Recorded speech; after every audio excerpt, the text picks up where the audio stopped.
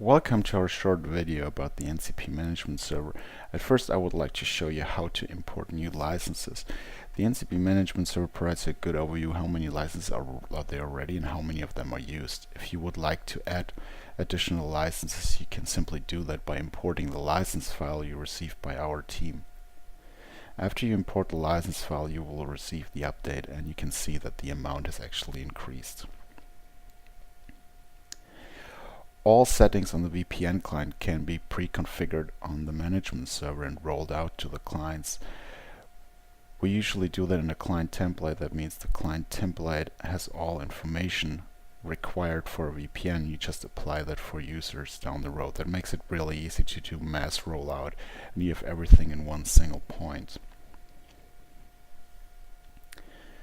The NCP management server also comes with a PKI enrollment. If you would like to use certificates and need to roll out, issue, revoke certificates, you can do that. In our scenario, we actually created test certificates for our users in our scenario, and we will show you how to roll them out.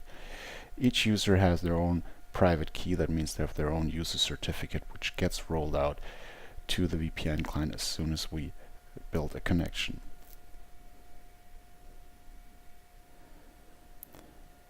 As soon as a VPN connection is established with the VPN client, it will reach out to the management server and checks if there are any updates available. If there are any new certificates or anything has changed, it will download these changes depending on your configuration and apply them. In this scenario, we will upload logs to the management server. We download a CA and client certificate, and we also send out a new client configuration. As soon as we have them, it gets imported, and you will see the GUI changed a little bit since we changed the settings.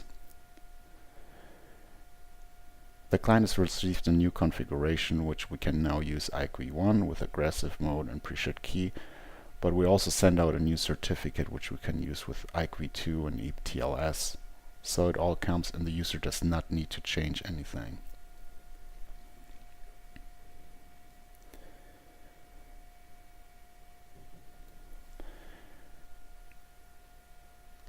We define which parts and which information are pushed to the client in software update lists in the management. Software update list is basically a list of items which are addressed over the management and sent out to the client. In this case, we have 3 of them. You can also add additional ones. There are pre-configured ones. You can also build your own update packages if you want that to create a software distribution system and update your clients out there.